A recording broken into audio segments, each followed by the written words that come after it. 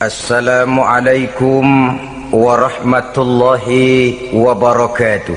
Waalaikumsalam warahmatullahi wabarakatuh.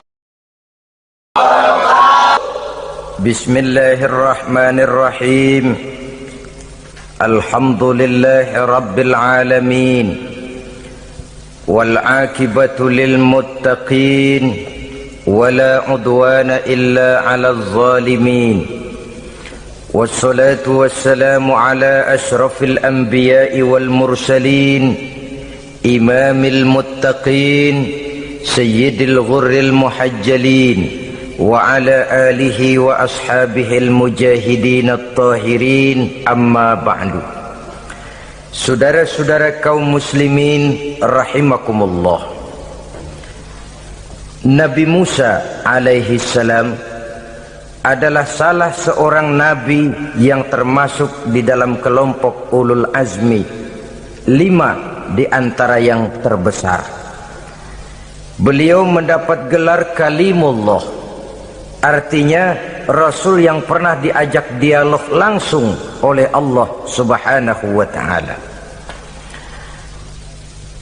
Seperti yang kita maklum bahwa di zaman Nabi Yusuf alaihi salam, beliau membawa serta seluruh keluarganya untuk tinggal di Mesir. Maka berkembang biaklah keturunan Bani Israel di tanah Mesir.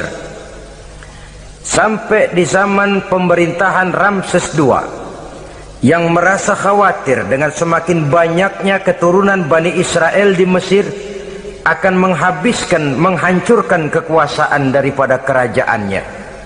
Ramses II inilah yang kita kenal sebagai Fir'aun di zaman Nabi Musa alaihi salam. Maka terjadilah kemudian kebijaksanaan yang tidak bijaksana. Orang-orang tua dari Bani Israel dikerjakan secara paksa, membangun bangunan-bangunan mercusuar. Kemudian bayi-bayi dari Bani Israel dibunuh. Orang tuanya disuruh kerja paksa, bayi laki-lakinya dibunuh, dengan target agar Bani Israel hapus dari permukaan bumi ini. Tetapi kehendak Allah pasti juga akan terjadi. Maka lahirlah Nabi Musa alaihi salam, yang kelahirannya disembunyikan oleh orang tuanya dari pengetahuan umum. Namun bagaimanapun disembunyikan, kekhawatiran itu datang juga di hati ibu Nabi Musa alaihi salam. Allah kemudian memberikan ilham kepada ibu daripada Nabi Musa, masukkan anakmu ke dalam satu peti, hanyutkan di sungai Nil. Itu dilakukan oleh ibu Nabi Musa alaihi salam. Dimasukkannya bayi Musa ini ke dalam peti, ditutup rapat, dihanyutkan di sungai Nil. Kemudian ibu tadi memerintahkan saudara perempuannya untuk mengikuti kemana peti ini hanyut di bawah arus sungai Nil. Adapun peti ini kemudian hanyut dibawa oleh arus sungai Nil memasuki istana Fir'aun. Maka permaisuri atau istri daripada Fir'aun melihat peti hanyut itu, diperintahkan tentaranya untuk mengambil peti tadi. Manakala peti terbuka, berisi seorang bayi laki-laki yang sangat mungil, sangat gembiralah istri daripada Fir'aun. Diusulkannya kepada suaminya agar bayi laki-laki tadi diambil saja, dijadikan sebagai anak angkat, dipelihara dan dibesarkan dalam istana. Fir'aun menerima usul daripada istrinya. Maka sejak saat itu dijaga, dipelihara dan dibesarkanlah Nabi Musa alaihi salam di lingkungan istana Fir'aun laknatullah alaihi. Begitulah ia memasuki masa remajanya, tumbuh sebagai anak angkat daripada Fir'aun dengan segala fasilitas yang serba cukup di dalam istana Fir'aun, sampai pada masanya di mana ia kemudian menyadari bahwa ia sebenarnya bukan dari keturunan orang-orang Mesir, tapi berasal dari keturunan Bani Israel. Sehingga satu hari ketika ia keluar dari istana, ia bertemu dengan orang yang sedang bertengkar, satu dari keturunan Bani Israel, satu lagi dari orang Mesir. Musa membantu orang Israel ini melerai perkelahian, tapi kemudian Nabi Musa memukul orang Mesir tadi, dan memang hebat, sekali pukul mati. Saudara-saudara, tidak sengaja Nabi Musa itu hanya memukul, memberikan peringatan, tapi mati. Ini disembunyikan oleh Nabi Musa, tapi bagaimanapun disembunyikannya, akhirnya toh tahu. Apalagi Fir'aun sejak awal memang sudah mendapat firasat. Jangan-jangan inilah yang banyak diramalkan oleh dukun-dukunku, ahli nujum di istanaku, bahwa akan lahir seorang anak laki-laki dari keturunan Bani Israel yang akan menghancurkan kekuasaanku, memusnahkan kerajaanku. Jangan-jangan ini orangnya. Sejak hari pertama menemukan bayi Musa, Fir'aun sudah punya firasat ke arah itu.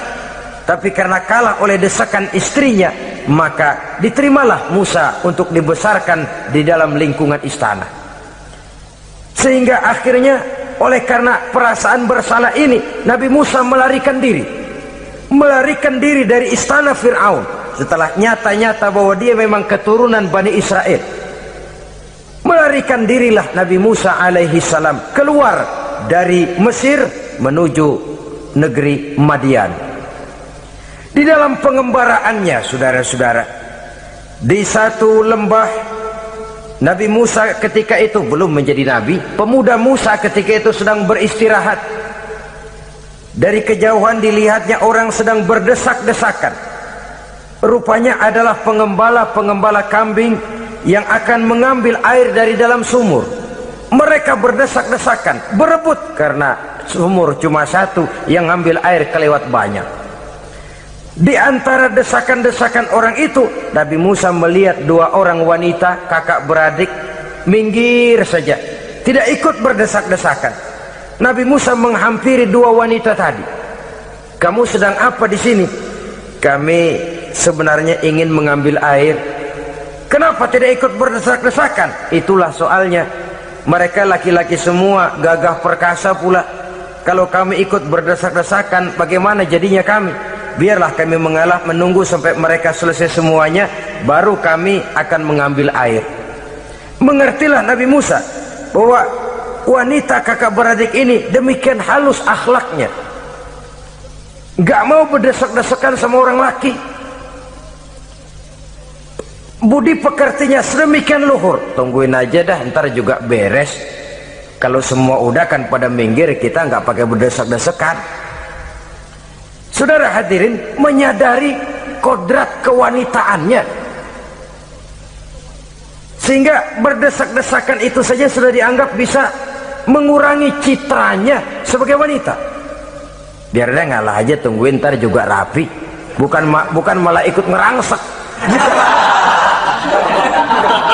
Enak nih berdesakan sama orang laki nih, lumayan nih.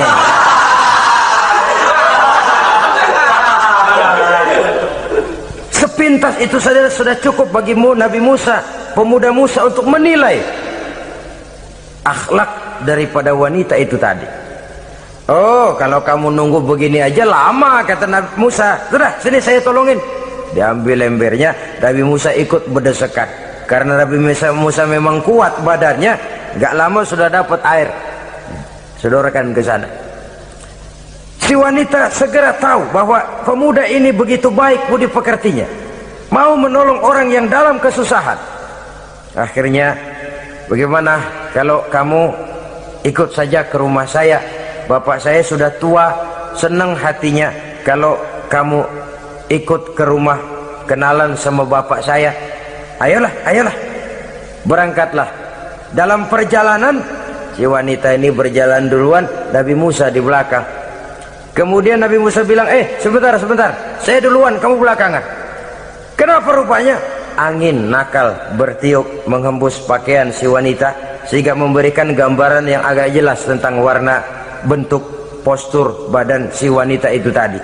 Sekarang Musa yang menunjukkan budi pekerti yang luhur, gak mentang-mentang ditiup angin. Nah, mumpung nih,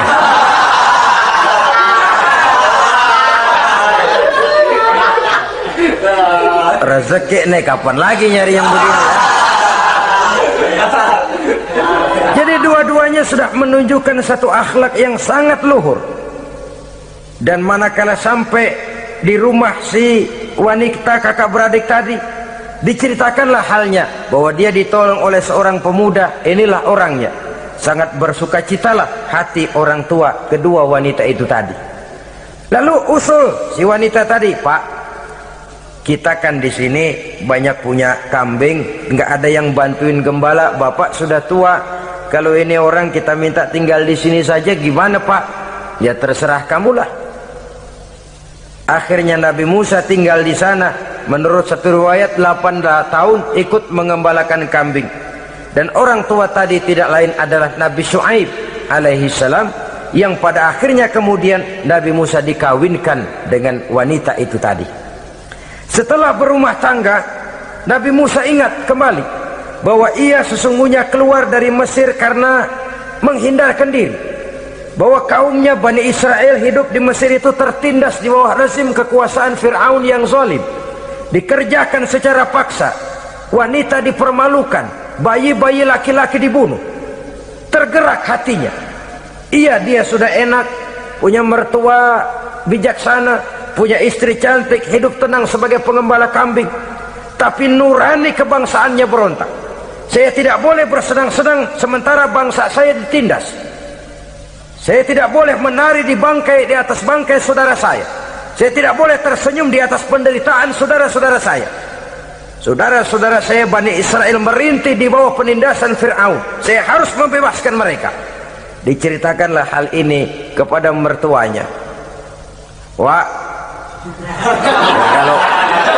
kalau pakai bahasa mertua, saya mau kembali ke Mesir. Untuk apa Musa? Untuk menyelamatkan saudara-saudara saya Bani Israel yang masih dalam cengkraman kezaliman rezim Fir'aun. Saya harus membebaskan mereka. Ya kalau memang itu tekadmu nak, berangkatlah. Bapak mengiringimu dengan doa. Berangkatlah Nabi Musa bersama istrinya. Sampai ketika beliau sedang istirahat di satu lembah, dari kejauhan beliau melihat ada api menyala. Beliau berkata kepada istrinya, kau tunggu di sini. Tidak lama saya akan kembali. Saya akan menghampiri api itu. Berangkat Nabi Musa ke arah api menyala tadi.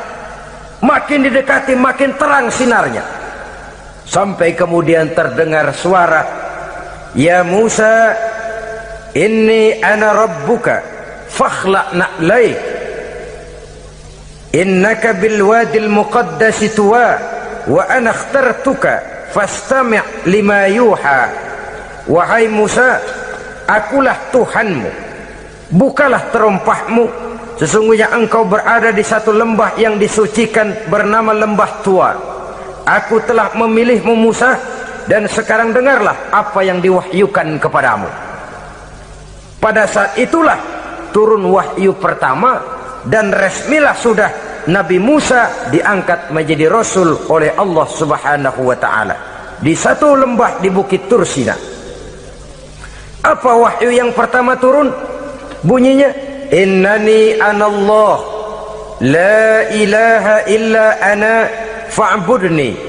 Sesungguhnya aku inilah adalah benar-benar Tuhanmu, tidak ada Allah selain daripada Allah, engkau hanya beribadah menyembah kepadaku. Ini umum saudara. Semua Rasul yang diutus Allah, inilah ajaran prinsipnya. Anallah la ilaha illa ana. Akulah Allah Tuhanmu, tidak ada Tuhan lain selain Allah. Semua Rasul membawa ajaran ini. Oleh sebab itu, bukan hanya sekadar percaya kepada Tuhan saja yang penting. Sudahlah, pokoknya kan percaya kepada Tuhan. Iya, Tuhan yang mana?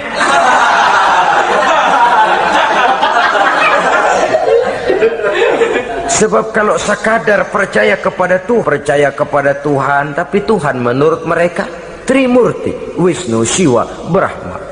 Orang Buddha percaya kepada Tuhan, tapi Tuhan dalam pandangan mereka ada Tuhan kecil Hinayana, ada Tuhan besar Mahayana. Orang Majusi juga percaya kepada Tuhan, tapi Tuhan dalam pandangan mereka ada Tuhan kebaikan. Ada Tuhan, percaya kepada Tuhan, percaya kepada Tuhan. Tuhan yang mana? Itu yang prinsip. Itu yang prinsip. Sebab salah kita dalam mempercayai Tuhan, kita akan terjebak ke dalam penyakit. Kalau tidak kufur, syirik. Dan dua-dua itu bapak moyangnya dosa. Sebab itu Islam menyelamatkan kita masyarakat manusia. Ya ayyuhan nasu ubudu rabbakumul ladzi khalaqakum. Hai manusia, Tuhanmu yang perlu kamu sembah itu hanyalah Tuhan yang telah menciptakan kamu. Dan itu tidak lain adalah Allah yang lam yalid wa lam yulad wa lam yakul lahu kufuwan ahad, yang laisa kamitslihi syai'un. Ia tidak beranak, ia tidak diperanakkan, dan ia tidak bisa diserupakan dengan apapun. Dialah Allah itu. Begitu wahyu yang diberikan kepada Adam, kepada Nuh, kepada Ibrahim, kepada Yusuf, bahkan kepada Musa alaihi salam. Innani anallah la ilaha illa ana fa'budni. Akulah Allah Tuhanmu, tidak ada Tuhan lain selain daripada aku Allah, maka kepadakulah kamu hanya menyembah. Ini wahyu yang pertama turun, sudah berisi tauhid.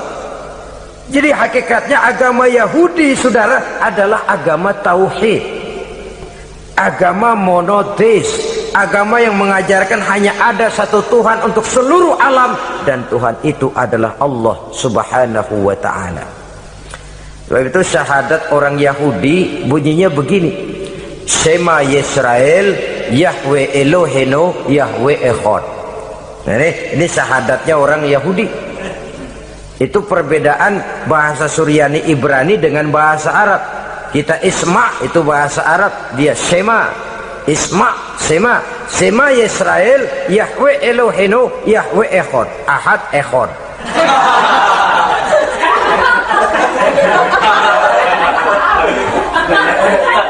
Maksudnya jelas, Shema Yisrael Yahweh Elohenu Yahweh Echad. Dengarlah hai Israel, Tuhan kita ialah Tuhan yang Esa. Yahweh kata mereka, Tuhan kita ialah Tuhan yang Esa. Esa tunggal, tidak beranak, tidak diperanakan. Kalau masih beranak, masih diperanakan, jangan Esa disebut, sebab dia masih berbilang. Dan maha suci Allah daripada sifat berbilang. Jadi asas dari seluruh misi yang dibawa oleh Rasul yang 25 itu sama, tauhid inti ajarannya. Setelah tauhid, wa aqimis sholata li dzikri, dan dirikanlah solat untuk mengingat aku. Jadi solat pun diwajibkan kepada Nabi Musa. Cuma teknisnya yang berbeda. Bagaimana solat di zaman Nabi Musa, bagaimana solat di zaman Nabi Sulaiman, bagaimana solat di zaman Nabi Muhammad. Prinsipnya sama, solat, solat, solat. Teknisnya yang berbeda. Di zaman Nabi Sulaiman, konon solat itu tidak pakai ruku, tidak pakai sujud, diri saja. Makanya Nabi Sulaiman itu menurut riwayat meninggalnya dalam posisi berdiri. Artinya apa? Dalam keadaan solat beliau itu. Bukan diri ngejedek kayak kita nungguin bus, bukan.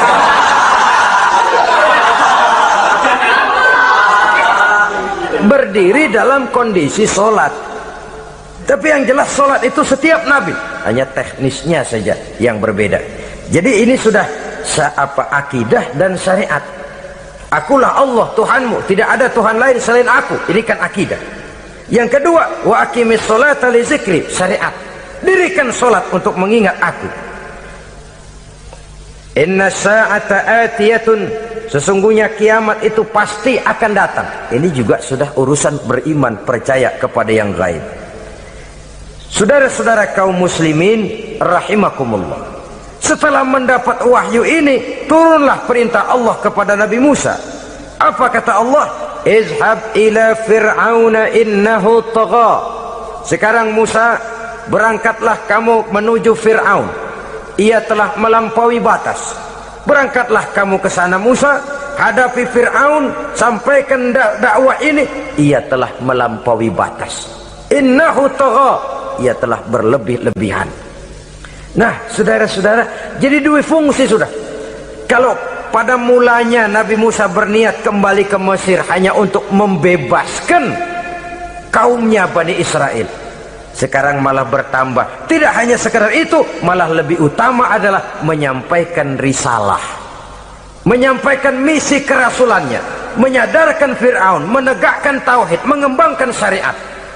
Bertambahlah tugas Nabi Musa sebagai pejuang bangsa, juga sebagai mujahid, pejuang agama.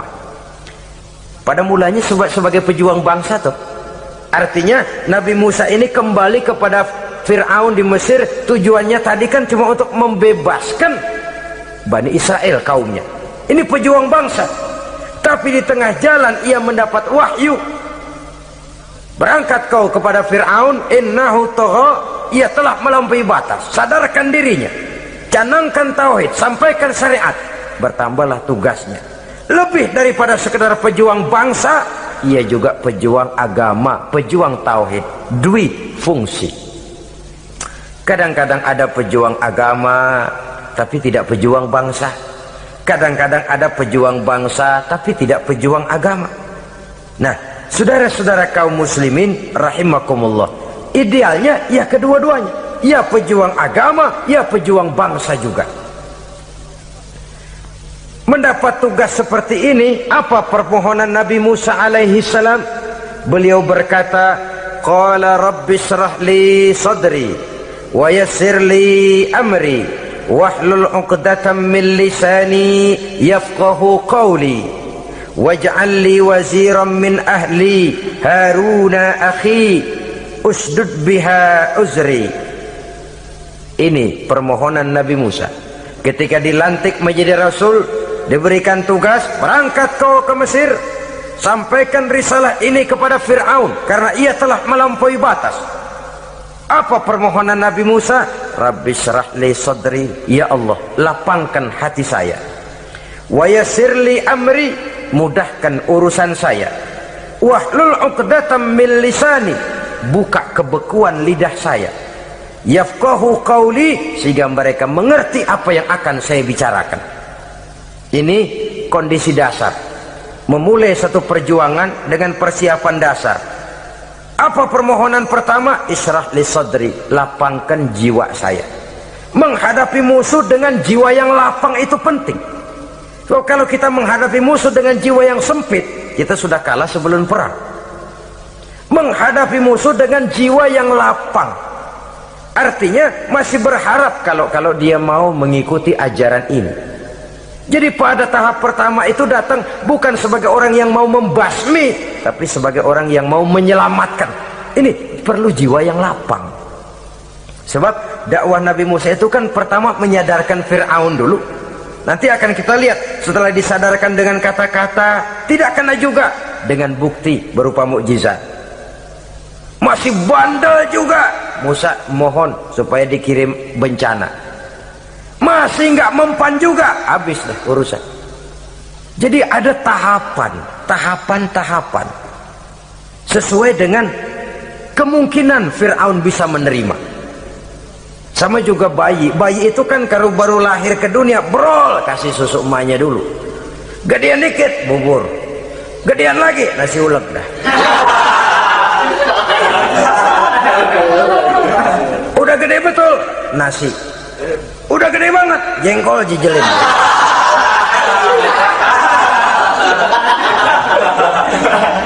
Jadi ada semacam tahapan. Kalau begitu lahir dikasih jengkol kan habis. Peringatan dulu. Setelah peringatan, bukti berupa mukjizat. Dihadapkan dengan sihir, menang mukjizat. Masih tidak mempan juga, teguran, dikirimkan azab, dikirimkan bencana. Masih tidak mempan juga, sudah ditenggelamkan oleh Allah di Lautan Merah. Itu akan kita ceritakan kemudian nanti. Jadi apa yang diminta oleh Nabi Musa, ya Allah lapangkan hati saya menghadapi Fir'aun ini. Fir'aun seesi, Fir'aun, Haman dan lain-lain. Dan jangan lupa Fir'aun itu cuma ya hakikat tapi juga simbol. Hakikatnya memang ada yang namanya Fir'aun itu. Simbol karena Fir'aun selalu berkembang. Di setiap zaman, di setiap tempat Fir'aun selalu ada. Cuma liciknya Fir'aun ini kemana dia pindah, ke situ dia ganti nama. Orang sering lupa padahal isinya Fir'aun. Namanya bisa Hitler, namanya bisa Mussolini, namanya bisa Stalin, tapi isinya Fir'aun. Kemana dia tinggal? Di situ dia ganti nama. Simbol dari kekuasaan yang terlepas dari kontrol iman. Simbol dari kekuasaan yang menyebabkan orang lupa diri dan lupa daratan. Dan sebenarnya mah Fir'aun mulanya cuman raja tuh, raja doangan dia. Cuman kelamaan jadi raja, kagak mau turun-turun. Akhirnya dia menganggap tidak ada yang lebih tinggi daripadanya. Apalagi ketika Nabi Musa datang mengajarkan ada Tuhan lain, yaitu ada Tuhan yang sebenarnya, yaitu Allah. Lah Fir'aun sampai kepada puncak kekurang ajarannya, memproklamirkan diri sebagai Tuhan. Ana rabbukumul a'la. Bukan karena kebodohannya sebenarnya, tapi karena gengsi kekuasaannya. Nah ini, gengsi kekuasaan ini sering menyebabkan orang overacting. Fir'aun bukan bodoh, bukan. Fir'aun bukan tidak tahu kalau Musa itu benar, tahu. Fir'aun bukan tidak ngerti kalau itu mukjizat, sihir kalah, tahu. Tapi gengsi kekuasaan. Gua kan raja, masa di depan rakyat tunduk sama Musa? Gengsi dong.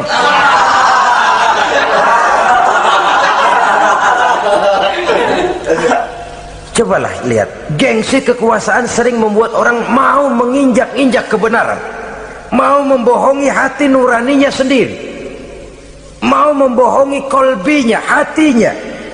Padahal itu sudah, orang kalau sudah hatinya sendiri dibohongin, apalagi orang lain, sudah manusia paling kejam itu. Cuma karena gengsi kekuasaan saja.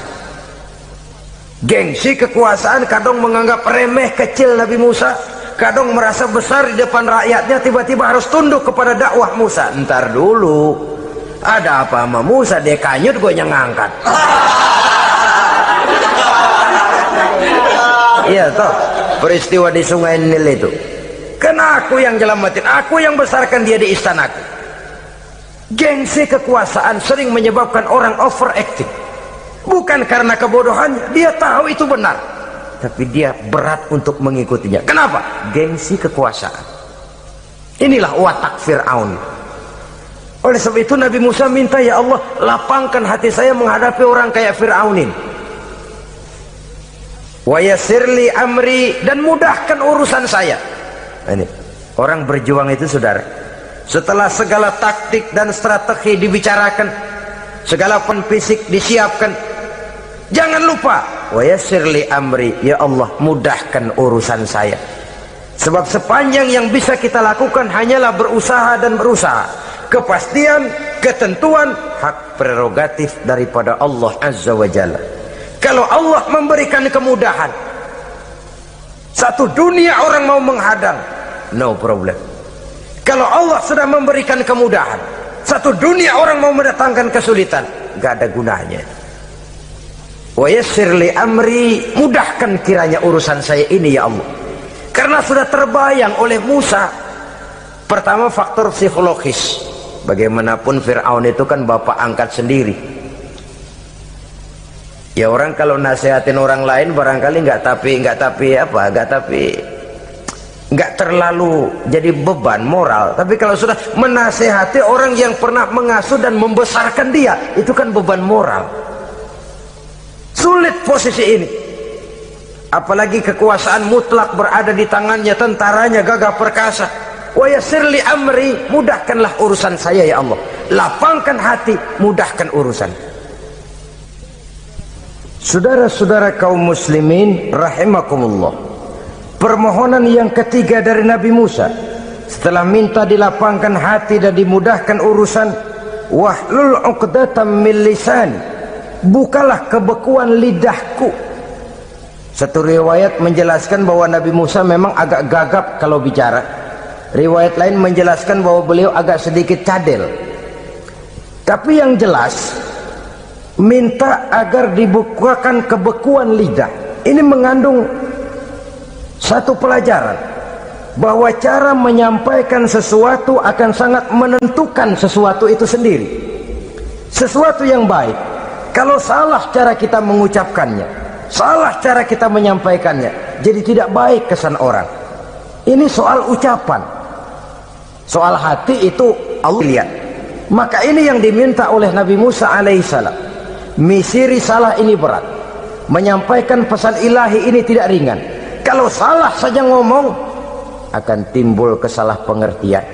Oleh sebab itu, wahlul 'uqdatam min lisani, bukalah kebekuan lidah saya ini supaya lancar bicara untuk menyampaikan yang hak, menghancurkan yang batil. Cara kita menyuguhkan sesuatu sangat menentukan sesuatu itu sendiri. Saudara datang ke rumah saya, yang saya suguhkan cuma segelas teh pahit dan singkong goreng, tapi kalau dengan kata-kata yang menyentuh, enak didengar telinga, nggak berasa tuh singkong goreng. Sebaliknya yang disuguhkan makanan mahal, mewah, lezat, caranya kasar, omongannya nggak enak didengar. Makan dah sikat abisin deh, gue tau lu lapar, abisin deh.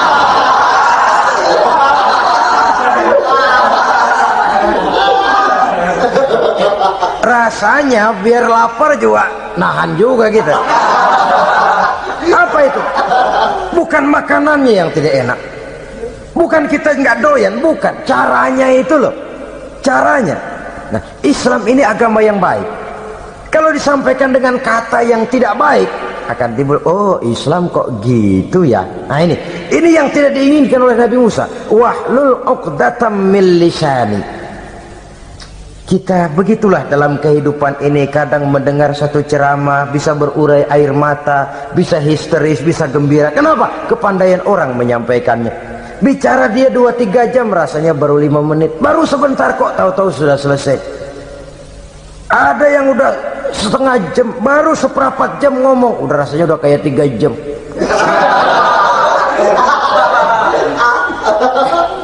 Kita udah berbisikkan, udah dah. Wahlul 'uqdatam min lisani. Targetnya apa? Yafqahu qauli, agar mereka memahami. Tentu lawannya agar mereka tidak salah mengerti, agar mereka tidak salah paham. So, kalau misi ini diterima dengan salah paham, dakwah tidak nyambung.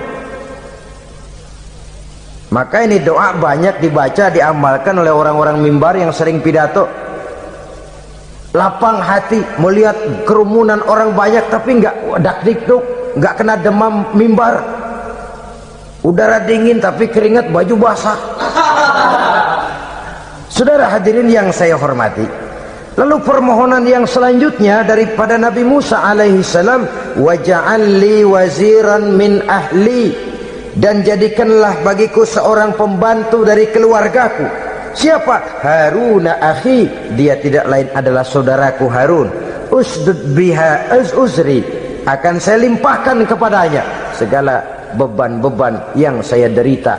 Artinya orang berjuang perlu teman, nggak bisa sendirian. Nggak, bagaimanapun hebatnya kita tetap memerlukan bantuan daripada orang lain. Sendiri memang lebih baik daripada berteman orang jahat, tapi berdua lebih baik daripada sendiri. Bertiga lebih baik daripada berdua. Makin banyak makin baik. Untuk satu persoalan yang besar memerlukan kebersamaan. Begitulah Nabi Musa memberikan contoh. Saya tidak bisa berjuang sendiri, saya minta dibantu oleh saudara saya Harun. Jadikan dia pembantu saya, tempat saya membagi suka dan duka dalam perjuangan ini, tempat saya bercerita, tempat saya mengeluh, tempat saya melarikan persoalan. Sebab beban hati itu akan berkurang kalau kita ada tempat kita bercerita. Nah, saudara-saudara, berangkatlah Nabi Musa ke Mesir, kemudian mulai menyampaikan dakwahnya kepada Fir'aun laknatullah alaih. Fir'aun mendengar Musa datang kembali, kemudian terjadilah forum dakwah itu.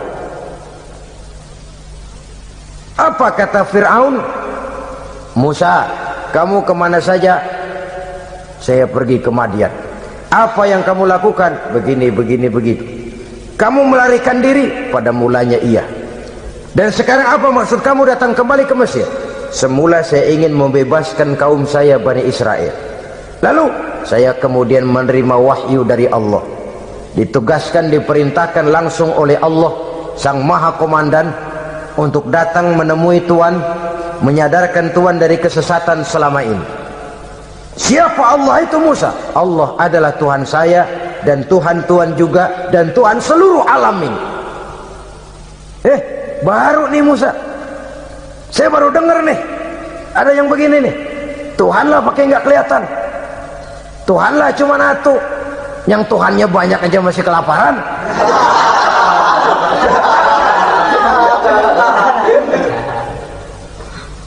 Di mana Tuhan? Tuhan saya bersemayam di aras, tempat yang sangat tinggi. Hei Haman, kata Fir'aun kepada Perdana Menterinya, bikin menara yang tinggi, bikin rakyat kerja paksa lagi, bikin menara tinggi, naik Fir'aun ke atasnya, ngelepas panah dari atasnya. Menurut satu riwayat, panah itu ditangkap oleh malaikat, ditublaskan ke ikan, lalu dikembalikan lagi kepada Fir'aun dalam kondisi di mana panah itu berdarah. Dia tangkap lagi oleh Fir'aun, turun ke bawah, pidato di depan rakyatnya. Nih liatin, Tuhan Musa udah saya panah nih. Mati. Saudara hadirin yang saya hormati, dengan segala macam dalih Fir'aun mencoba mengingkari dakwah Nabi Musa alaihi salam. Baiklah Musa, andai kata kamu benar, apa buktinya? Tuhan mau apa? Kamu sanggup menandingi tukang sihir saya? Insya Allah. Ayo kumpul tukang sihir, kumpul. Kumpulkan tukang sihir, dilepaskan tali-tali kecil, berubah jadi ular mengejar Musa. Musa oleh Allah difirmankan, lemparkan tongkatmu Musa. Musa melemparkan tongkatnya. Tongkat Musa kemudian berubah menjadi ular besar yang menerkam ular-ular kecil tadi. Habis itu ular kecil ciptaan tukang sihir Fir'aun. Begitu hebat mukjizat yang diberikan Nabi Musa, dan Fir'aun tahu itu mukjizat, tapi dia ingkar juga, tidak mau beriman. Sudah nyata bukti, sudah jelas saksi, dia tetap ingkar. Akhirnya Nabi Musa berdoa memohon kepada Allah, Rabbana innaka ataita fir'auna wa mala'ahu zinatan wa amwalan fil hayatid dunya. Wahai Allah, sungguh engkau telah memberikan kepada Fir'aun dan para pembesarnya zinatan, segala macam perhiasan, wa amwalan, dan segala macam harta benda, fil hayatid dunya, di dalam kehidupan dunia ini. Rabbana liyudillu an sabilik, semuanya hanya menyebabkan mereka jadi sesat dari jalanmu. Rabbana tmis ala amwalihim, ya Allah binasakanlah mereka di dalam hartanya.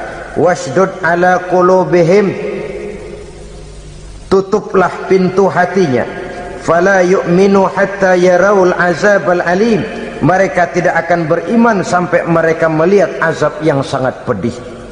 Sudah dibuktikan dakwah baik-baik tidak mempan, bukti berupa mukjizat tidak kena, sampai dikirimkan teguran berupa berbagai macam bencana masih tidak juga beriman.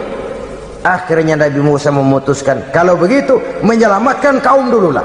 Kaumnya Bani Israel dibebaskan dari perbudakan, dibawa oleh Musa keluar dari Fir'aun, dari Mesir, dikejar oleh Fir'aun. Dalam pengejaran ini sampailah Nabi Musa di tepian Laut Merah. Buntu, depan laut, belakang tentara Fir'aun. Maju kecebur, mundur kepergok musuh, nggak ada pilihan lain. Dalam kondisi seperti ini, Allah Subhanahu wa ta'ala berfirman kepada Musa, lemparkan tongkatmu ke laut, hai Musa. Musa melemparkan tongkatnya ke laut, terjadilah mukjizat. Laut terbelah, jalan muncul ke permukaan laut. Lewat Musa di jalan itu, Fir'aun terus mengejar. Ketika Musa sampai di tepian sebelah sana, Fir'aun masih di tengah jalan. Laut menutup kembali, hilang itu jalanan. Fir'aun dan seluruh tentaranya tenggelam di Lautan Merah, mati. Pada saat kondisi seperti itulah Fir'aun dalam keadaan menghadapi sakaratul maut, napas cengap-cengap, hampir putus di leher, berkata dia, amantu bi rabbi Musa wa Harun. Kalau begini mah saya juga percaya dah sama Tuhan, percaya dah sama Tuhannya Musa dan Tuhannya Harun. Kata malaikat maut, kemarin kemana mas?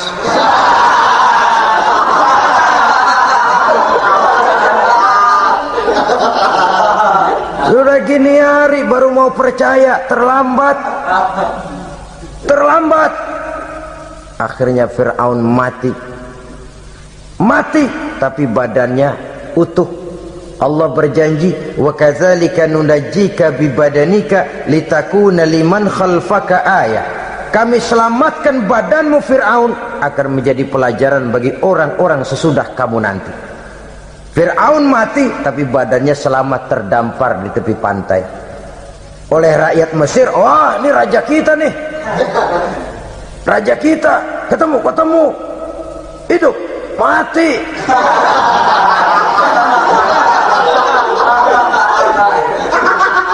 Kemudian sesuai dengan tradisi raja waktu itu, dimumilah badannya, diawetkan, sehingga sampai sekarang jenazah atau jasad daripada Fir'aun ini masih tersimpan dengan baik di museum negara di Mesir itu.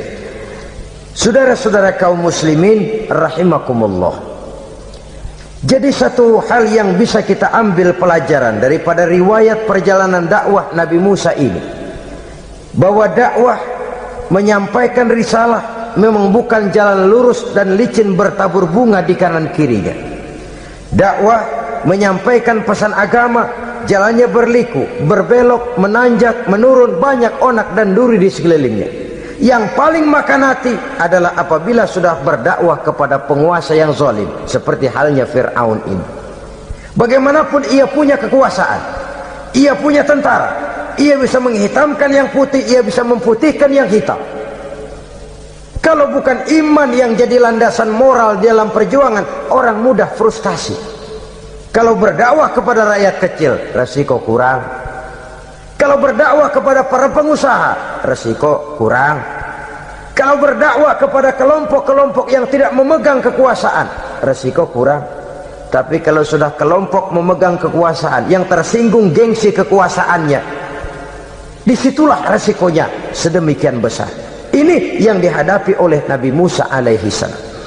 Tapi yang dijalaninya dengan tabah, dengan tekun. Karena kebenaran memang bisa ditekan, tapi satu hal yang jelas, kebenaran sama sekali tidak akan bisa dikalahkan.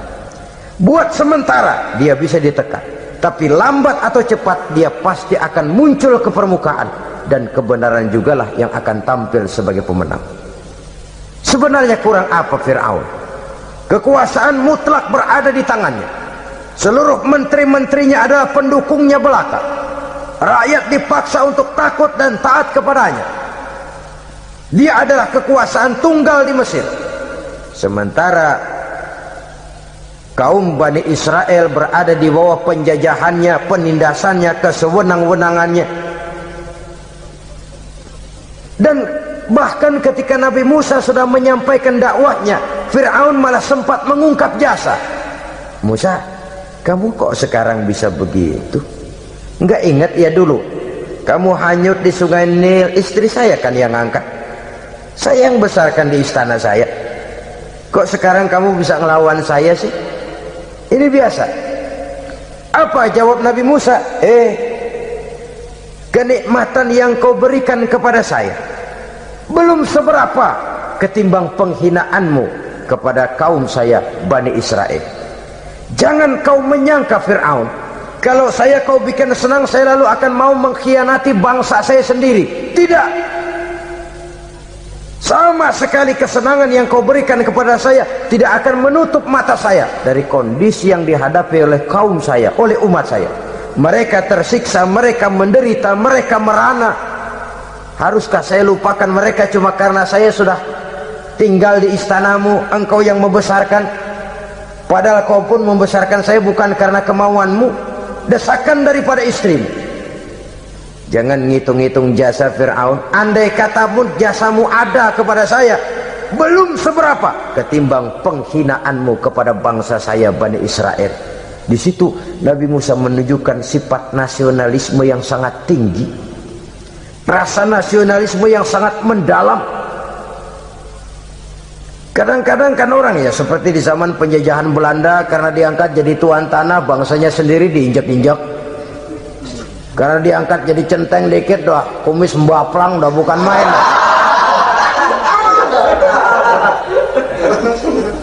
Bangsanya sendiri diinjak-injak. Fir'aun mengingatkan ini. Kalau cara kita, lo gede di sini, makan di sini, segala macam di sini dah. Masa lupa kacang sama kulitnya? Kasarnya mah lu bisa begini nih, Musa nih gue yang ngerawatin lu.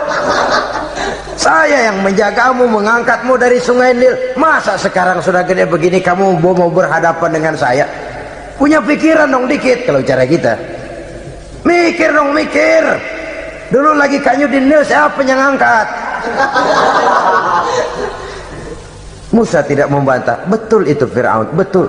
Tapi apalah artinya semua itu ketimbang penghinaan yang engkau berikan kepada bangsa saya? Saya tidak mungkin menari-nari di atas bangkai umat saya. Saya tidak mungkin bersenang-senang di atas penderitaan kaum saya. Dan saya tidak mungkin senyum ceria di atas derita daripada kaum saya. Dengan tidak melupakan jasamu, saya tidak akan merubah pendirian saya. Saya ingin membebaskan penjajahan. Saya ingin membebaskan kaum saya Bani Israel dari belenggu penindasan. Kalau engkau sudah tidak mau mendengar dakwah yang saya sampaikan, tidak mau bertuhan Allah, tidak mau menyembah kepadanya, tetap dengan keangkuhan dan kesombonganmu sekarang ini, okelah, berjalanlah dengan keyakinanmu. Tapi saya harus membebaskan kaum saya Bani Israel. Saudara-saudara kaum muslimin rahimakumullah, itulah jalan dakwah, jalan menyampaikan risalah agama, risalah Islam. Sekali lagi, bukan jalan lurus bertabur bunga, tapi agama memberikan ajaran, balighu anni walau ayat, sampaikan dari aku walaupun cuma sekedar satu ayat saja. Tugas ini memang mulia tapi berat. Tugas ini memang terhormat tapi penuh resiko.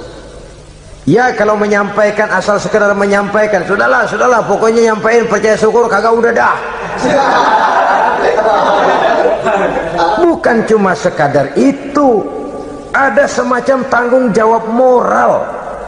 Maka kondisi dasar yang dilakukan oleh Nabi Musa, permohonan yang tadi itu, ya Allah lapangkan hati saya.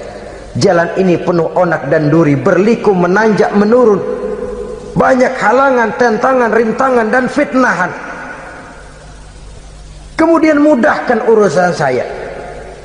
Menentang kekuasaan Fir'aun bukan perkara ringan, bukan urusan main-main. Menentang raja yang sedang berkuasa, kekuasaannya mutlak, otoriter pula, diktator murni Fir'aun itu. Mudahkan urusan saya menghadapi jalan ini ya Allah. Karena tidak mungkin menurut otak. Mana bisa kata kebiasaan, impossible kata rasio. Kalau Allah mau memudahkan, semua jalan akan terbuka dengan mudah. Tapi kalau Allah yang mempersulit, bagaimanapun matangnya perhitungan strategi, taktik, rencana, program, planning, kalau Allah mempersulit, jalan itu akan jadi buntu jadinya. Oleh sebab itu maka persiapan zahir harus diimbangi dengan persiapan batin untuk menegakkan sesuatu yang hak, menghancurkan sesuatu yang batil, sebagaimana yang dilakukan oleh Nabi Musa alaihi salam ini. Dan segala macam tantangan dihadapi oleh Nabi Musa. Kau menyampaikan risalah bahwa engkau Rasul? Ya. Kau punya bukti? Siap. Apa buktimu? Ini, tongkat dilempar jadi ular, tangannya dimasukkan ke saku baju, lalu dikeluarkan bersinar gemerlapan, lebih sinar dari lampu merkuri. Sampai Fir'aun silau dibuatnya berasa. Sudah Musa, sudah, masukkan tanganmu lagi, masukkan tanganmu lagi. Dia tahu, dia sadar itu bukan sihir, tapi lagi-lagi gengsi kekuasaannya. Sehingga pantas kalau Nabi pernah bersabda, afdalul jihad kalimatu haqqin inda imamin jair. Jihad yang paling besar adalah mengucapkan kebenaran di depan penguasa yang zalim. Menyampaikan kebenaran di hadapan penguasa yang zalim. Tapi kan berat saudara, sulit, apalagi kalau belum apa-apa udah ngeri. Udah jangan dah.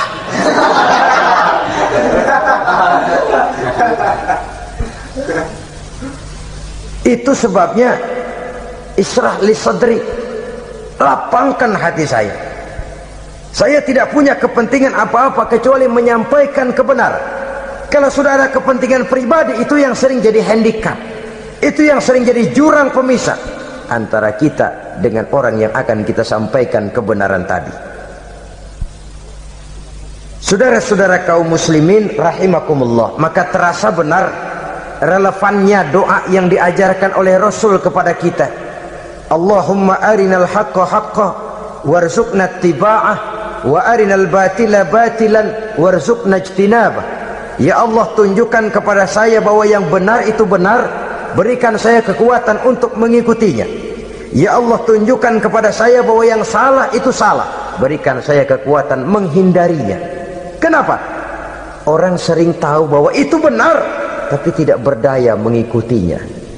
Seperti Fir'aun, tahu bahwa Musa itu benar. Abu Jahal, Abu Lahab juga tahu bahwa Nabi Muhammad itu benar. Abrahat juga tahu bahwa Nabi Ibrahim itu benar. Namrus juga tahu Ibrahim itu benar. Tapi mereka tidak berdaya mengikuti kebenaran karena gengsi kekuasaannya.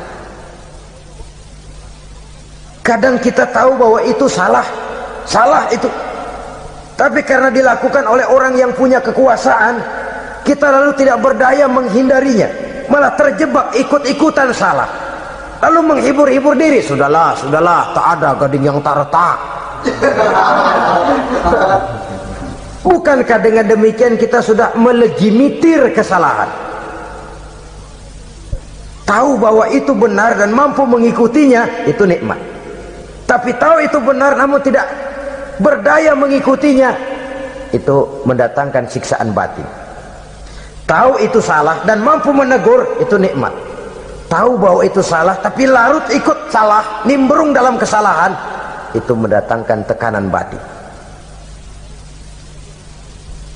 Jadi tahu kebenaran itu penting, tapi terketuk hati mengikuti kebenaran itu jauh lebih penting.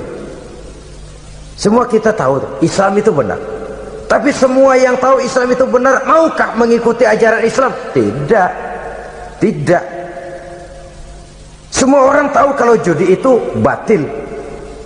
Hatta penjudi yang paling kakap pun mesti tahu kalau itu batil, itu tidak baik.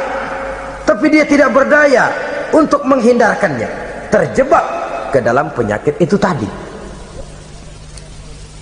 Oleh sebab itu, saudara-saudara kaum muslimin yang saya cintai, tidak ada satu ucapan yang lebih baik. Dalam istilah Quran itu Allah menjelaskan, wa man ahsanu qawlan mimman da'a ila Allah wa amila salihan wa qala innani minal muslimin. Ucapan siapakah yang lebih baik dalam hidup ini selain daripada mimman da'a ila Allah, selain daripada ucapan orang-orang yang menyeru ke jalan Allah, orang-orang yang menyadarkan kepada agama, ini jalan Allah, mari ikuti, itu jalan setan, mari tinggalkan. Wa amila salihan, tidak cukup sekedar berdakwah mengajak orang ke jalan Allah, dia juga beramal soleh. Dia bangun rumah sakit, dia bangun madrasah, dia bangun masjid, dia makmurkan majlis taklim, dia santuni yatim piatu. Wa qala innani minal muslimin, seraya berkata, saya termasuk orang yang berserah diri kepada Allah. Da'a ila Allah wa amila salihan wa qala innani minal muslimin. Menyerukan manusia ke jalan Allah, beramal soleh, dakwah bil hal kata orang sekarang. Kemudian mereka pada akhirnya berkata, kami adalah sekelompok orang-orang yang sudah berserah diri kepada Allah, segalanya diserahkan kepada Allah. Lahirlah kedamaian rohani, ketegaran pribadi, ketentraman batin di dalam dia melaksanakan tugasnya. Kalau tidak, maka nanti ya tuh orang kan gua ajak baik-baik nyuruh sembahyang, ngapa gua dimusuhin. dipikirin kurus dah, ampok gaya dah. Maka nanti soal orang mau beriman atau tidak itu bukan urusan kita. Tugas kita hanya sekedar penyampai, tugas Rasul hanya sekedar penyampai. Kalau dakwah sudah disampaikan, metode sudah disusun, pendekatan sudah baik, tapi orang tidak mau beriman, Allahumma inni qad ballaghtu, ya Allah sudah saya sampaikan, ya Allah sudah saya peringatkan, Ya Allah, sudah saya sampaikan. Ya Allah, sudah saya tegur. Kalau toh tetap begitu juga, sudah saya sampaikan ya Allah. Di sana kelapangan lalu tumbuh. Jadi dengan kata lain, kita hanya berusaha, hidayah adalah di tangan Allah. Oleh sebab itu, kita ini termasuk yang bersyukur telah mendapat limpahan hidayah ini. Kalau kita lihat Fir'aun CS, termasuk Haman, Perdana Menterinya, dan seluruh bala tentaranya, kurang apa? Mereka lihat mukjizat, mereka saksikan kebesaran Allah. Di dunia juga mereka sudah dikirim bencana, teguran kepada mereka, entah tidak juga beriman. Dan strategi Nabi Musa mula-mula dialog, diajak ngomong, diajak bicara, diajak mikir, tukar pikiran. Allah itu begini-begini, oh tidak bisa, iya begini-begitu. Masih tidak percaya juga, dibuktikan mukjizat, tongkat jadi ular, tangan bisa mengeluarkan sinar. Masih ingkar juga, keluar doanya nih, doa yang ada dalam surah Yunus ayat 88-89. Rabbana tmis ala amwalihim, ya Allah cukup dah. Seruan sudah disampaikan, peringatan sudah diberikan, mukjizat sudah mereka lihat, tapi nggak juga mau beriman. Buresin aja harta bendanya dah. Habisin aja, habisin aja, habisin dah. Dikasih perhiasan kehidupan dunia. Innaka ataita fir'auna wa mala'ahu zinatan wa amwalan. Dikasih harta, kesenangan dunia, bikin sesat. Habisin aja dah. Wastud ala qulubihim, hatinya 4 dah. Udah dipatri, udah nggak mempan apa-apa. Sudahlah ya Allah. Wala yu'minu hatta yaraul azab al-alim. Rasanya mereka memang nggak bakalan mau beriman kalau belum melihat azab yang sangat pedih. Dan memang setelah timbul tenggelam, napas mau sekarat, baru beriman. Terlambatlah sudah. Nah, saudara-saudara kaum muslimin rahimakumullah, bagaimana akhir daripada perjalanan Nabi Musa ini, insya Allah akan kita bicarakan pada pertemuan berikutnya. Terima kasih atas perhatian saudara. Bapak-bapak, ibu-ibu